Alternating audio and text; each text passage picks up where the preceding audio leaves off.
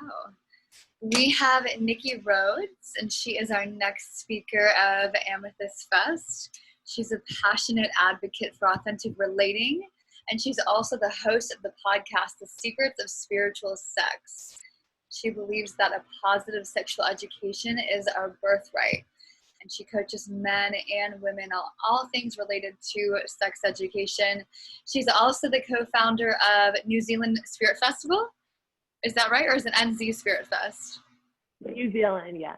Amazing. I love it. So with that, Nikki, you have the whole floor. Welcome to Amethyst Fest, and thank you for facilitating. Oh, thank you so much, Chelsea, for reaching out, and this beautiful group of so far just women I see, but welcoming all the men and everyone to this group, because I feel so blessed. You know, this whole year has been so full on for so many, and I run festivals, I run retreats, I teach one-on-one in person, and the online zone I was kind of freaked out about. You know, it's like, oh, how can I communicate this stuff? A lot of it is transmission based. You know, I really believe that we feed the mind a lot.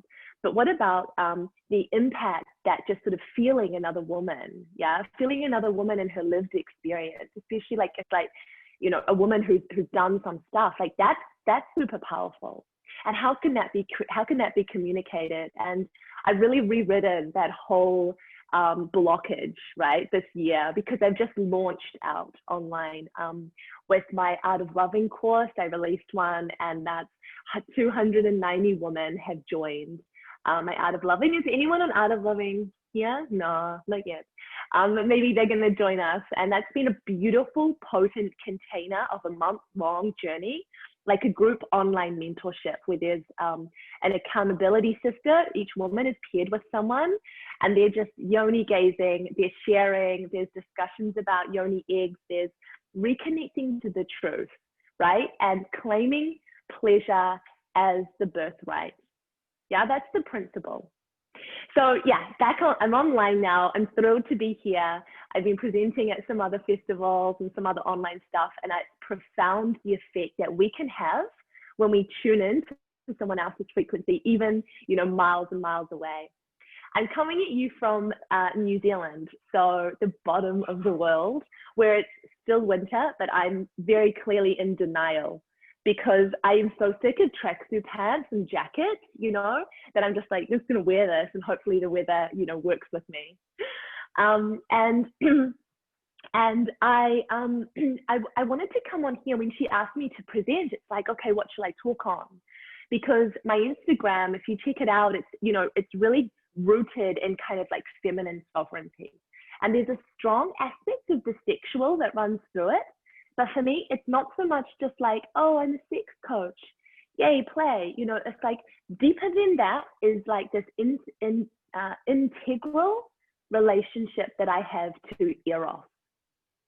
And I feel like I want to share just a little bit about my background before I just like launch into like pleasure is your birthright and go down that track. Is that cool with everyone? Yes, I'm also going to, you know, open the floor to questions and queries and stuff like that. So you can just totally drop in and share and have some things answered that you'd like to. So basically it started for me, and I use the term Eros because the first time I think I really fell in love with learning, and I'm such a lifelong student. You know, I love to soak up knowledge. It fills my cells and it rewires my whole biology. You know, I love to become what I learn. And I think that often if we feel dry as women, or we kind of sort of lose our life force, or we feel a little lackluster, it's because we're not filling ourselves up with literally stuff that we love. And being integrally receptive by nature, it's really important that we clean our portal, that we clean ourselves, so that we can be this like channel for source, you know, whatever's sort of coming through us, both sexually, but also on the different levels. This is something that brings me life. And so when I was at high school, I studied ancient Greek culture and ancient Roman culture, and I was fascinated. This whole idea of the sacred priestess, these women who would literally be in the outskirts of the town. Okay, so the town is here. They would be in huts along the outside of the city, the hetira, they're called. And men who would return home from war would first spend time with these women who knew the art of sacred cock worship, of cleansing energies and processes that they had experienced to rid their body of PTSD, right? It's the most epic form of transmission and cleansing that we are so missing in our society right now, I believe. Because these men would then go back home to their wives and to their families, having experienced this form of release, somatic healing, held, nurtured, and able to return as fully functioning men, right, back to society. And that's just one of the things, or the mythology, you know, the Milky Way. Hercules was, or Heracles, known by the Greeks, was forced, well, Juno, his stepmother, was forced to breastfeed him. When Zeus says, look, I've got this baby, I made her with a random mortal down on earth, but feed her, and sort of gives her to Juno. And she's like, I don't want to feed it. Do an affair. Why do I have to feed the baby of an affair? And she's breastfeeding him. And I love that. So she just represents sort of jealousy and the shadow aspect of like the thwarted woman. And she's breastfeeding him and she says, get off, because he bites her. And he pulls her off. And as he pulls her off, her milk squirts across the sky, creating the Milky Way. And, you know, there's the woman and the feminine was interwoven into the ancient Greek and Roman society, despite it being a strongly patriarchal society in many other ways. There's this, in the cosmology, is this beautiful weaving. And it so sparked me that I went on to university and I studied classical history, classical studies, Latin, ancient Greek. And I became a lecturer at the end of that in ancient medicine, where I taught conceptions of death, dying, birth, sex, beauty in the ancient world. Like, how did they die and what did they do to their dead? Who was beautiful and how did that change over time? How did they make love? How did they treat their women? And what did they do with unwanted pregnancies? You know, I just dove so deep into this, and the students loved this topic. It was such a break from the typical way of teaching. And I lectured there for 5 years. And I sort of got so full. I learned how to facilitate in an academic environment, all this epic stuff, and wear the little skirt and the buttoned up shirt and be proper and all of that. And then I decided, you know, and I want to make some more, I want to affect more change. So I became a sex education teacher at high school. And I taught the curriculum. And I realized that missing from this curriculum was any mention of pleasure. That the students were primarily interested in this energy that was running through their veins, through this thing that was pulling them to connect with the opposite sex or the same sex people who they were totally like that for so long, and all of a sudden drawn towards. And the curriculum provided no guidance for how to navigate any of that. And I just pushed that down and kept doing what I was doing. And by this time I had 3 of my own children. I had 3 children very young, married to a beautiful man, he's a lawyer, had a little white picket fence and cats and, you know, ticking all the boxes. It was going super well. And, but I was deeply unhappy. I was motivated by what I was seeing, and what I was seeing in the outside world was sort of reflective of my own inner world, quite a lot of suppression, quite a lot of strange sort of feelings within regarding I must be something I'm not in order to sort of survive in the world. You know, I had the brain, so I've got to tick the box, and shouldn't I be happy?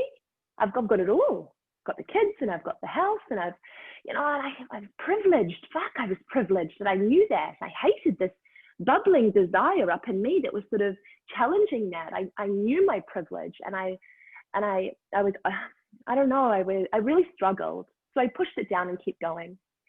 And I started to step more into psychology and attachment theory, how we relate to one another, developmental psychology, and how that informs how we make love. was just so interesting to me. And I traveled to Australia with one of my babies, and I studied there all about perinatal attachment theory, how that first dyadic relationship we have with our caregiver forms a blueprint for how we relate to everyone from then on, and how unpacking some of those needs, whether they were met or they were projected or they were unmet, all of that, how unpacking that provides the key to so many of our relationship problems, right? Problems. And I think, wow, and how basically every single childhood problem, so every single relationship problem we have is a childhood attachment issue in disguise. And I was 28, okay? I had all of these random degrees. I had all these children. I had this beautiful man, and I was deeply, deeply unhappy. And I decided that the only way really to move forward was to leave the man who I was best friends with, had been with since I was 15, but who no longer, energetically, we did not equal lovers. Energetically, we equaled best friends. And I think that's one of the most difficult things to kind of admit in our society, you know, with so much change around us, we can find deep comfort in the familiar. And he was so comfortable. Yeah, we've grown up together. We got our driver's license on the same day, you know, this kind of thing. And I was so comfortable. And I knew in order to be who I wanted to be, to express and feel who I wanted to feel, I had to leave it. And so I decided, I had a pretty prophetic dream that came to me of this big moon sort of planet coming towards me. And I just had this choice. I could either run out and hide in the city and I'd be fine, I'd have a really good life, or I could sit there and open my heart and just allow this giant planet to kind of smash me open, right? And I just opened my arms and it hit me and I woke up. This was the morning of my 30th birthday. And I woke up and I said, I quit my job. And I had lots of little jobs. I was teaching at a teen parent unit for mothers who were 12 years, 13 years, 14 years with their babies, but trapped within this curriculum that I did not believe in. Teaching them history when they needed to know how to navigate their abusive relationship, but no one was speaking to them about it. Teaching them that sex is their body and they do not have to accept something inside of them that they don't want to, no matter the pressure. How to speak their truth for themselves and their baby when they are babies. Yeah, but I wasn't able to do that. And I just ended up quitting every single job when I woke up. Right, now what? Within 2 months later, I'd also left the relationship and I decided to start fresh. And what happens kind of when you jump off that cliff, you know, when you leave, is that ancient remembering, that deep soul knowledge that you've sort of tried to search for in books and online and in mentorships and degrees, that just starts to speak to you because it knows that it can trust you. And it started to swirl up inside me, and it was so hard. I would draw an image of just me and my children because visually I knew that that's what I just needed to protect right now, and I could navigate the world. And basically the next, I'm 4 years down the track from then. I'm 34 now. That was when I was 30. And a few months after I left the relationship, I met the partner that I'm with now. You know, it's like, oh, haven't really been single. Should have you given you time? And whenever you get in the head with it, you lose track of what's the truth. And the truth was that I'd been alone for a very long time, that I was craving connection. Yeah, despite being in a partnership, I was craving. Anyway, he had the same kind of fire in his belly, you know, and he said, not only should we quit all our jobs, right, we should also run a festival. And that started that path. And I so strongly encourage you to check out invizspiritfestival.com. You'll get a beautiful feel for the work we do there, holding a huge space, 3,000 people each year come, of transformational workshops, epic food trucks, you know, the rest of it. And that also led into Resolution New Year's Eve Festival, another New Year's Eve alcohol-free, family-friendly one. But there was still this lingering thing inside, this like, all right, that's all fun, and that's an amazing, you know, act of service to the community and like epic. But what really, really motivated me and dropped me in deep was Tantra. And studying in India at a traditional Tantra school, we study under Sri Kali Ashram, was a profound experience of surrender, of learning to drop into the body in ways that my recent generations with my mother and my grandmother, you know, we had all forgotten. A reclamation. And to have a partner who's like, all right, let's go, let's do this. And flying to India, just bare feet, empty suitcase, and just looking at my life, looking how I had jumped, turned away from money, turned away from the things that make you a good woman, and been the too much woman. You know, I was so too much. I was trying to ask for too much, and I claimed that. And amongst that Tantra path, what came was not so much sort of like this strict sexology session of teaching and learning and anatomy, but this ancient knowing of my body paired with my facilitation skills of teaching all this for so long were matched. And I felt like I had this voice, but I saw so many stuck in their own self-imposed cages, whatever it looked like, yeah, whatever pattern that you're repeating. Maybe it's not just being with one, maybe it's being with many and leaving it at a similar point. But I just felt this power of just wanting to like dissolve that and offer, grant permission in any way I could to make women hear themselves. And not just be like wild, feminine, ungrounded, floating around, no basis, wee, yeah? No. This was like, be the fucking boss woman as well. Yeah, spiritual businesses can't make money. Well, we turned over $1 million in our second year. You know, like own your abundance, own your worth, own your gut, and have the powerful spiritual business, and also be like a significantly well-fucked epic being. Yeah, the power of a well-fucked woman is insane. And then I started working with men. I flew to Spain and I started to run these workshops in Spain. And I worked with these men who had been so conditioned with religion or shame from their parents. And I saw this whole market in female sexuality for lovers of women, this huge amount of the population, right? Lovers of women who hadn't received a positive sexual education and who were trying to make love to their women and to the world with this backpack of shame and guilt and embarrassment and weighed down by expectation, cripplingly so. So I opened my workshops like this. I sent off a little application. I was like, I wonder if they'll take me. And I actually did the first one in New Zealand at a festival called Luminate, an 8-day festival on top of this crystal mountain in the South Island. And they accepted me. Wow, yes, epic. The women are going to have some great pleasure throughout this festival. You know, they're going to all leave the mountain with big smiles because men are going to come and they're going to learn some magic and some tricks and some tools. Yes, epic. Then I looked at the brochure and they had put me on the first morning, like 9 a.m.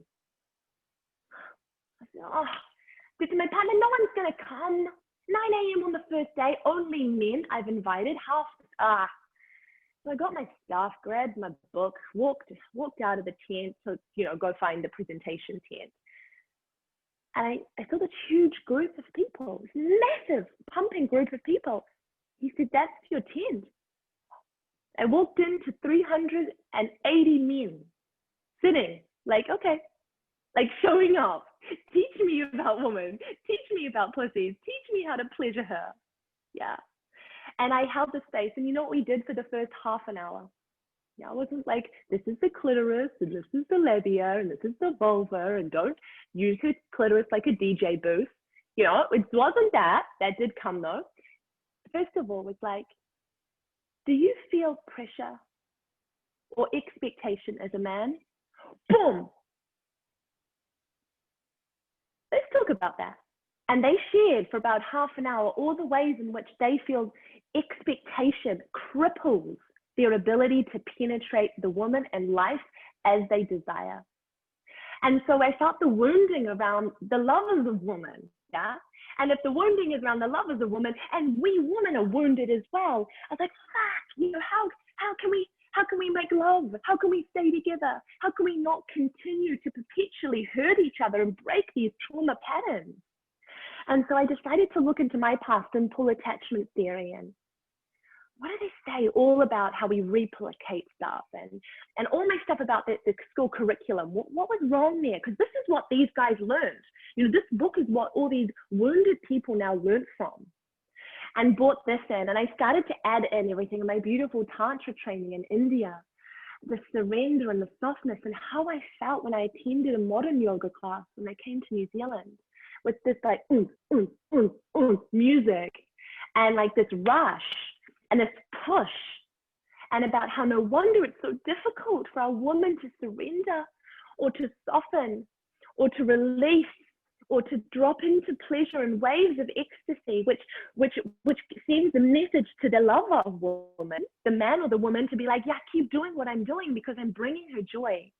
Because the masculine we learn in the Tantra training, the masculine, I will use masculine, feminine, but it's regardless of external gender. Yeah, we have this masculine and this feminine within us all.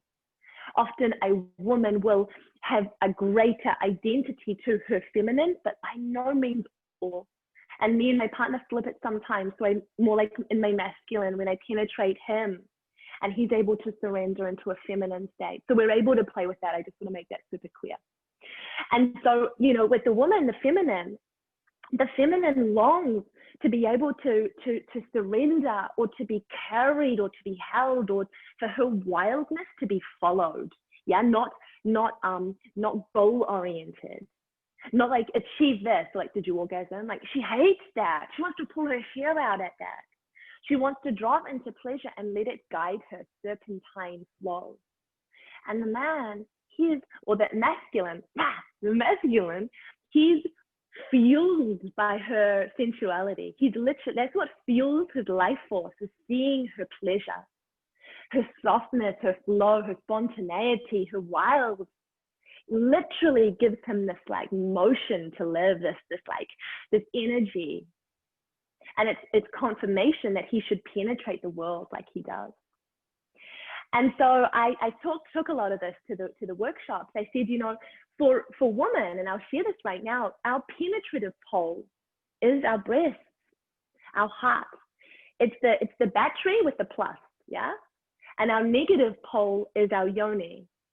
And yoni, I'm sure you guys know, is Sanskrit for sacred space. Because pussy, cock, is domesticated animals. Vagina in Latin is sheath, holder of the sword.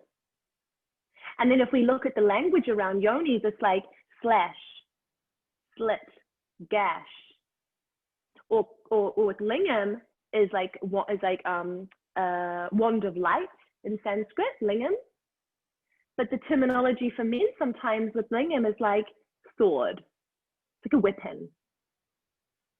And in all languages, there's similarities here. And so I love to just rewrite the language straight up. You know, you get to call it something, you get to pull a name for it and you get to refer to it as that.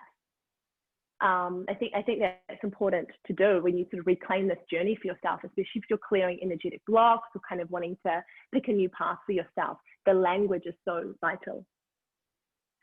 Oh, I forgot what I was saying. Oh, yes, no. So the yoni is the negative, is the receptive. So when we're making love with a person in a male body, yeah, his penetrative pole is the lingam, and his receptive pole is his heart. And so when we make love, the love, literally the energy comes through the heart from the woman into the man's chest, because he receives it, drops down the spine, through the chakras of the body here, and then out through the cock, or out through the lingam, then up into the yoni. But there's all these other little positive and negative bits all throughout the body, which is so beautiful. For example, on the head of the lingam, there's like a tiny yoni, yeah, at the very, very head. And then the woman's second chakra, her just sort of two fingers below the tummy button, that is actually also a penetrative pole, her womb, which she communicates emotions and feelings and creation. And so when the lingam enters deep inside and her cervix is here, the lingam is actually receiving at that point, and she is giving. That's a positive pole. The energetics of sex and pleasure were just not even discussed in school.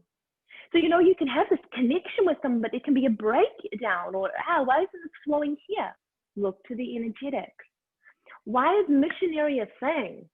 Because it's the way in which the flow between the two poles can work really, really powerfully and beautifully. Often you can feel disconnected in doggy, or like from behind. It's a fun position, but it's kind of like, you know, can we hold each other after, or because your body knows that this link, this pathway is so much more utilized. So these workshops also involved a lot of discussion around some of the taboo, things like squirting for women. If we think about it, in 1998, the clitoris was finally acknowledged by a bunch of male scientists, that it's not just the little head, but it's got these two legs that go all the way down the sides of the labia, and that there's these two bulbs below that are connected, and that it's connected also to the pudendal nerve, which is in the anus, so that anal stimulation can cause the most profound orgasms because of the intricate web of nerves connecting. In 1998, I was 10 then, before it was even acknowledged that stimulation down, if you look at the yoni, like straight on, and this is the entrance way, right? Inside here, the labia, the external labia, if they are gently touched or gently stimulated, you're stimulating the clitoris. That a man can be ready for penetration almost immediately with an erection. And I say almost immediately because it's up to their heart as well, right? Their whole body system.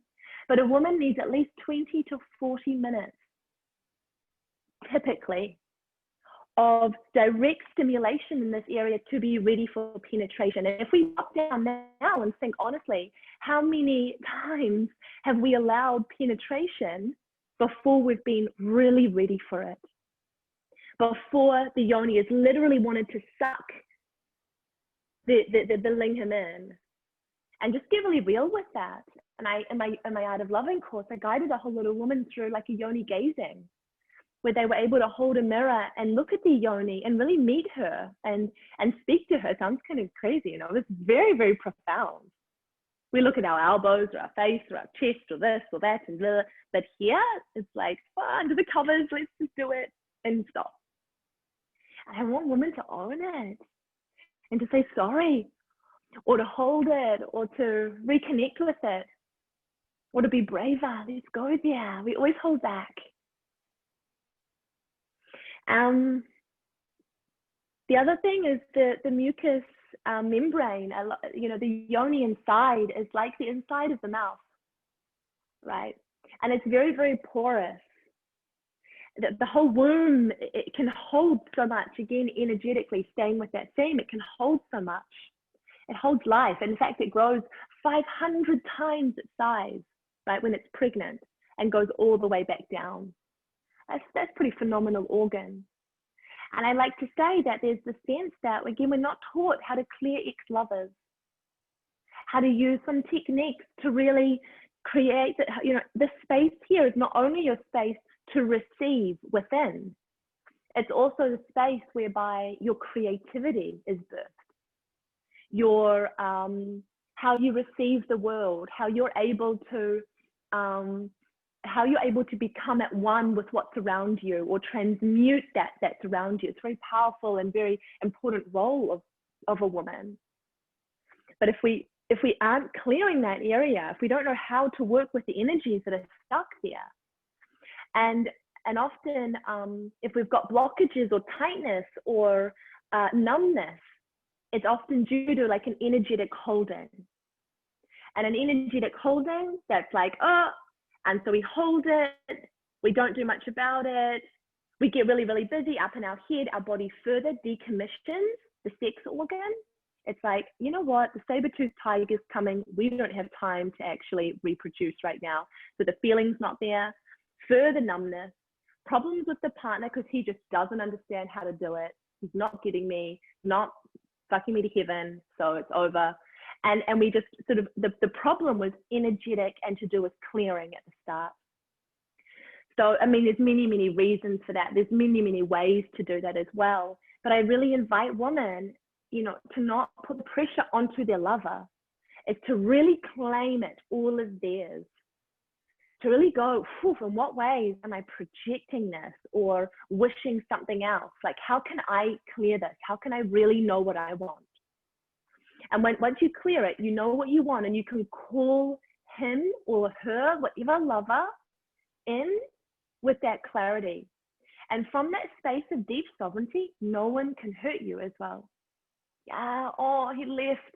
Oh my God, my heart, I didn't expect that. Of course, yeah. Oh, this didn't happen how I wanted. Yeah, life will do that. But you've got you.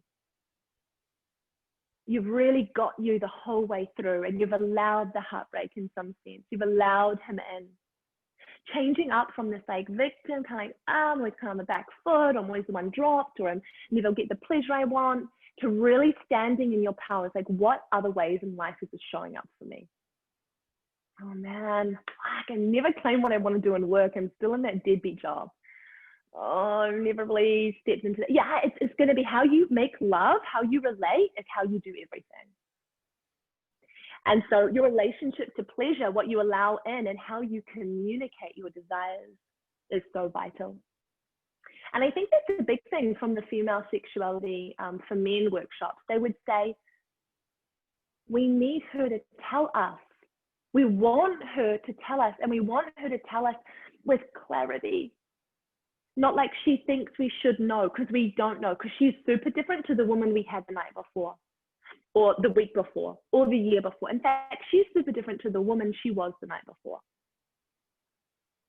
And that's another thing, you know, woman we are. My beloved said to me the other day, like, we made love, I think I was on my moon, it was my period, and he's like, you were not, like, you took some time to really allow me in, and then it was like a dark cave, super soft and super gentle, but like this like ferociousness. I was just this completely different woman. And then 2 weeks later, when I'm in my fertile stage, and you know, the yoni tastes different, it's shaped different. The whole cervix is sitting in a completely different position. I mean, to the attuned, conscious man, yeah, he's making love to a new woman every single night. If he can feel her, and if we can be brave enough also to be our full self. And that sometimes means completely also, you know, not being super spiritual or needing the incense or needing the candles or needing the, I guess it's like, pull over, we're in the bush. We're not going to get arrested, but let's make love right here. Yeah, that really does it for like a super fiery man. You know, it's like, oh my God. And so then, you know, like dancing with different styles on how to do it, dancing with different ways to please one another and dance in your own integrity. So it's not like, oh, given to him so much. There's heaps of different directions now the talk can go. I can drop so much more into kind of like ways of pleasuring, tips and tools to access deeper areas, the different forms of orgasms, or how to access like a cervical orgasm pleasure. This is very, very profound. Or, you know, but I feel like I'd love to hear from you guys. I'm going to drop to the chat. I see a few people have written some stuff. Yes, Antonina, it's super late, but I was so high on energy. Oh, I'm so happy you're here. Okay, I resonate with that. When I've been asked about what I like sexually, I've always said it depends on my mood. Yeah, epic. You know, and on that, like freaking own that. I feel like you do. I feel like you would. But just really, really own that. And also own or be brave enough to look into the ways that they may also be a super unclear answer for a guy. Yeah? That might also kind of like freak him out a bit. That might also, or a woman, that might be like far out, like it gives him nothing. So they love more guidance than we think. Because I'm like, oh, I don't want to be some coach in the bedroom. They're literally taking the hand and being like this. all over here, or like up to my neck or here. You know, we go into a business meeting and we're like, okay, right, what I need from you, Chelsea, is to do this. What I need from you is to do this. And we've got no problem with that. But yet, like, taking the hand and being like, can I guide you? And just like, here we go. And it sounds so basic, but we tuned out of it or trained out of it. I don't witness that on porn when I see it. It's this distortion of the polarity constantly. And so desensitizing us to that, dropping in, you know, into modern culture or porn culture, dropping into what we know to be true, and even slowing our men down is often a lot. We've got a lot of ability to do that, and that can be a beautiful way of being in surrender, and then really taking the lead, yeah, and just being like, I'm going to guide you, and they can really drop into their surrender as we take them on a beautiful journey of like building them up and then pulling them back. And speaking to them like, is this okay? Like, do you want harder or softer? And showing them that you're okay with hearing, and then maybe that they are as well. I mean, a lot of people don't know that if you touch the inner labia with the hand like this does not work with that. It needs wetness, it needs oil, it feels like rubber, it can feel very uncomfortable. But the amount of times I know myself, I've just been like, oh, I won't say anything. My pleasure has reduced, numbness has started to happen. You know, I was like, why? Why do we learn to silence ourselves? Okay. I get on little like passionate, like, yeah. Okay, I'd like to learn more about clearing. Yeah, okay, we'll start with this and then I see some more here. Okay, clearing. Yoni eggs are quite debatable. Some people say no, some people say yes. But I have had some profound experiences from other women speaking to me about the use of them. So yoni eggs are easy to buy. Make sure it's from an ethical source. I don't know about getting them from crappy sources and putting that in our bodies. Yeah. So make sure they were ethically sourced, and make sure that they don't have chips. And what you can do is use it to ask permission to your yoni before just penetrating it with tampons or with things that you put inside. A reclamation tool is a yoni egg. Not with pleasure. You're not going to like vibrate for 2 hours after you've just given yourself a 20-second clit orgasm. It's really not what I'm after. It's about finding pleasure on a deeper level. And what you can do is you can ask the yoni egg, right? Set the intention for what you'd like. So that before you enter it, you can drop deep into the memories of that lover, memories of that person, memories of that traumatic, you know, like holding yourself in this is difficult space to work with. But if it was someone, you know, a memory or a procedure that happened perhaps at the hospital, it's like, oh, this still feels tight, or something was in there and there's no consent fully grafted. Then entering the egg when you are ready, and by setting the intention for the egg to collect every bit of energy.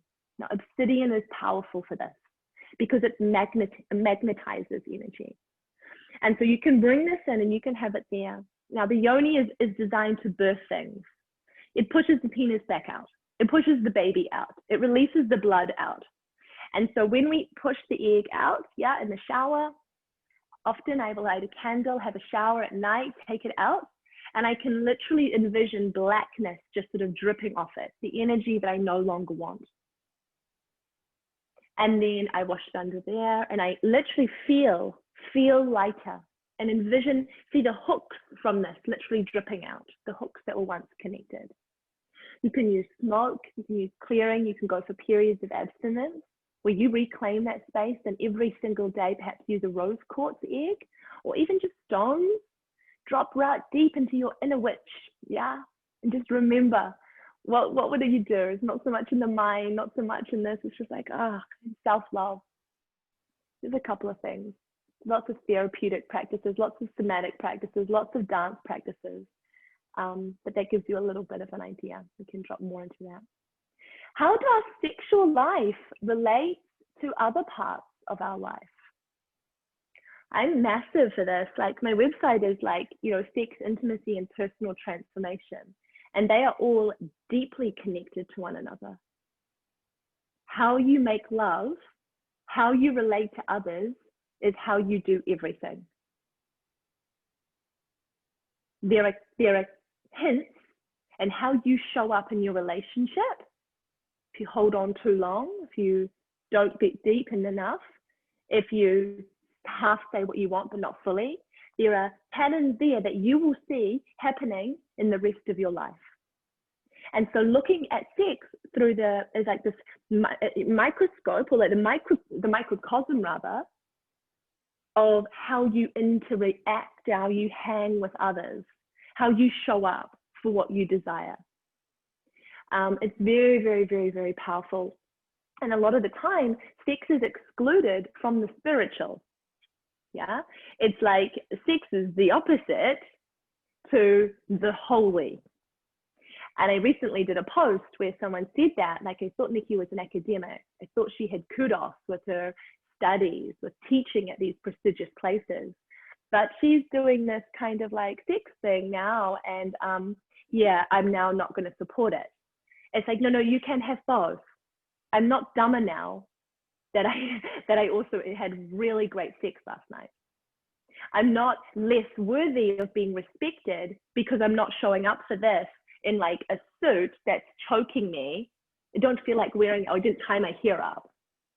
Because my partner doesn't have to dress like a certain way for work. I don't know why I should. And so you can be modest. You don't have to be modest in order to be respected as a woman.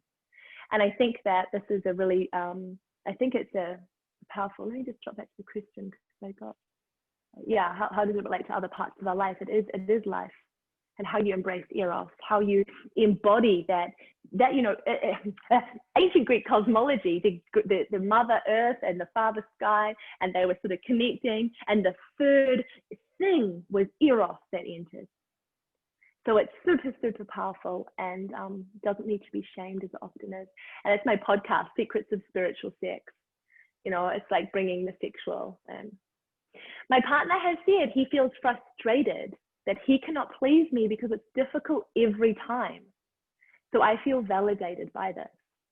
How can I help him understand and be successful at pleasing me without him involving his fragile ego that demands he be an expert lover? Epic question. Thank you. Oh, I think from young on, I learned that a rejected man, or a man who was proved wrong, was dangerous, but an embarrassed or confronted rejected man was freaking dangerous. And I think that what we can do is, because there's often a power dynamic, or we fear hurting another, we fear triggering another, we fear like it might not actually be in our best interest to express stuff. It feels really, really difficult to speak our truth, so we get in a pattern of not. And that's what I'm seeing here, is you too have got into a pattern of not. Because if at the start it was always like, tonight I need you to wear 5 strap-ons and I need this, and then the next night it's like, you just hold me like a baby, and the next night it was like, can we just do some kind of vanilla, so it's like super fun, and the next night it's like, I'm a BDSM queen. Or you just, you know, if that was the start, and you were held in that, and you were validated by the fact that you've got these changing desires, and he rode those waves with you and really felt the benefit of that, then there wouldn't be a problem. But because now it maybe some time went on when that wasn't fully expressed, you held back or whatever, the problem just deepens. There's like a chasm that sort of happens between you two. It's very, very normal. Yeah, we see this a lot. First of all, why is his ability to listen got anything to do with his fragile ego or who he is? You're asking 2 separate things.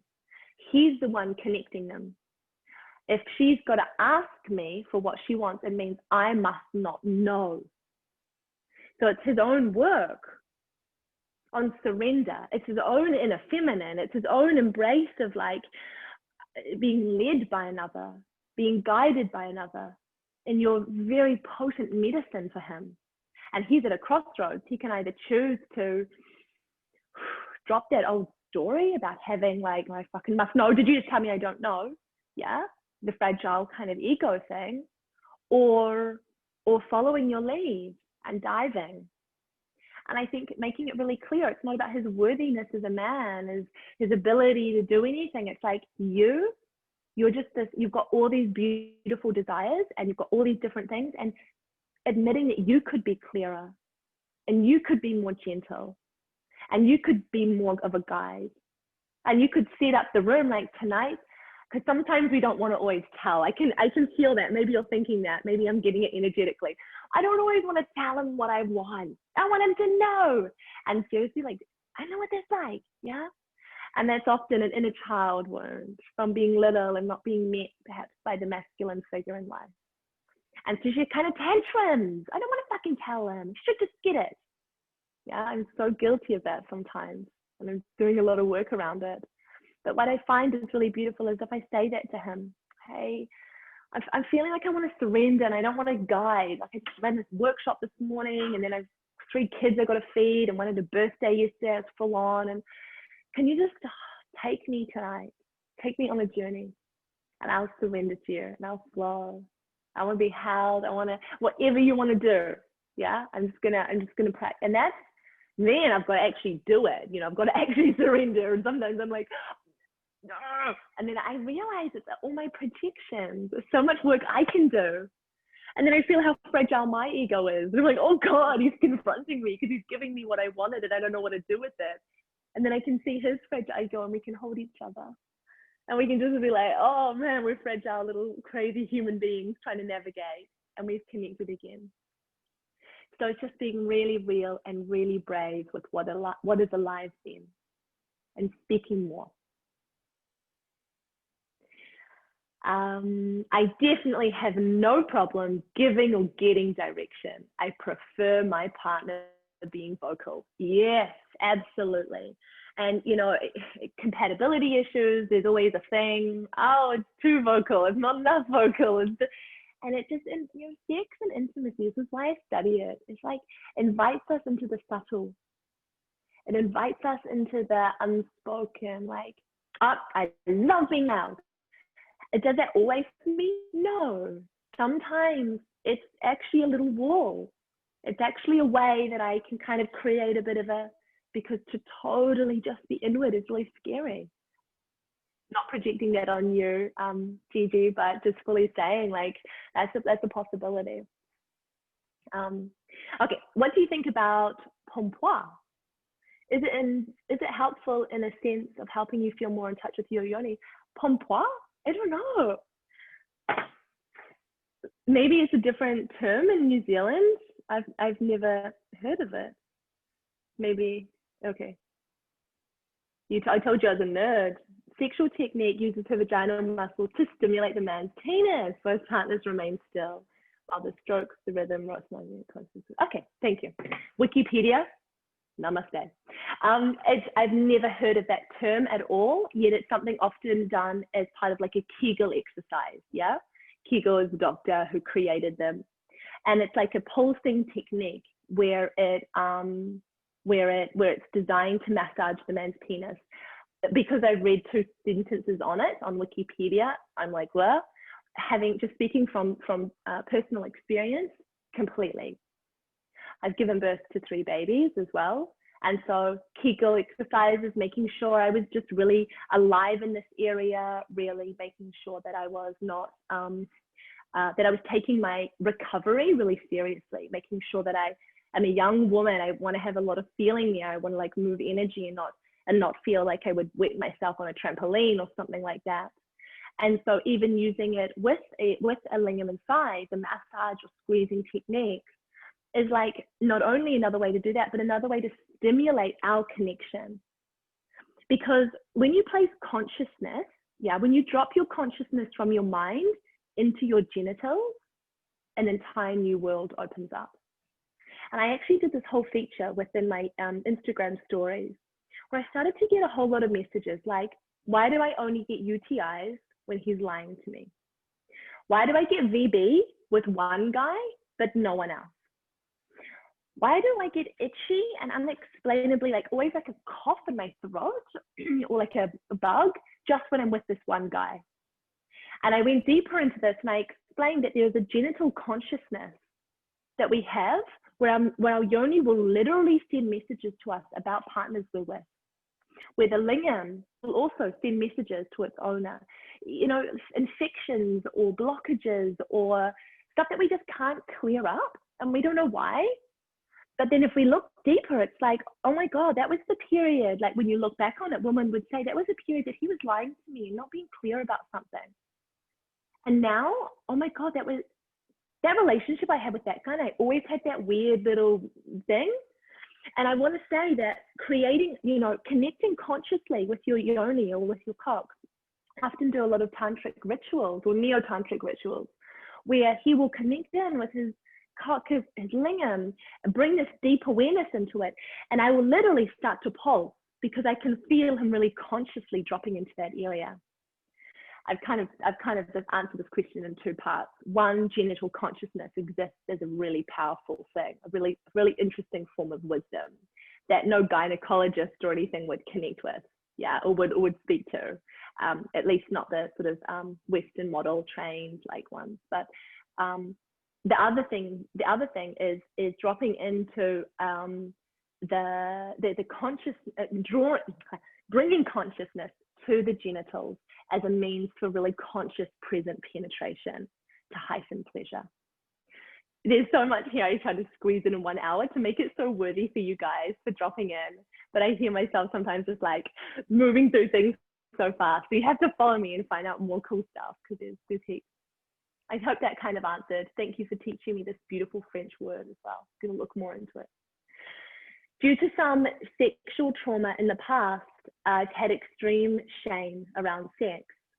Never enjoyed it till now, but I'm completely lost, not in tune with my body, and there's a blockage or resistance to experiencing pleasure, orgasm, and letting go.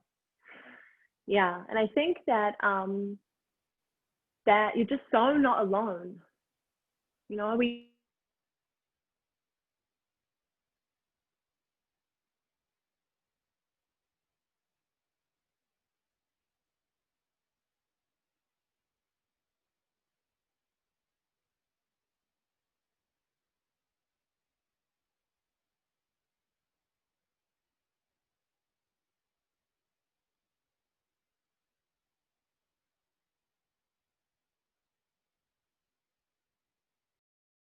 and to step forward into that healing path is what I'd recommend you to do. Is to start looking for therapists that are trusted or that have good testimonials, positive, legitimate experience of working powerfully and having an impact on women. And just lean in gently and know it's not going to be fixed overnight, but that I started this talk with pleasure is your birthright. And if there is any block, yeah, what we've talked about, ex-lovers and clearing, or living a certain way and not knowing how it connects to your sex life, or I don't know, I haven't got to know you guys super well in this super quick hour, but whatever there is, let that statement reign. Pleasure is your birthright, and you just have all the permission in the world. Every energy out there is, you know, the positive ones are begging you to dive into that, because reaching samadhi, reaching bliss, finding that life purpose is not about meditating in a cave necessarily and leaving the body. It's about dropping deeper into the matter, dropping into the crevices, the depths, the darkness, the itchy parts, the uncomfortable parts, and finding the bliss through clearing out the inner cupboards and using this body as your pathway to transcendence. You're given this exceptional like physical form just for that. It's 12 o'clock here, and I know where it is for you beautiful people around the world, but I really am so grateful to be able to be asked to share on this, because it's not totally the norm. And I hope you're okay with the language that we used and dropped into and everything like that. But I so appreciate the queries and your openness.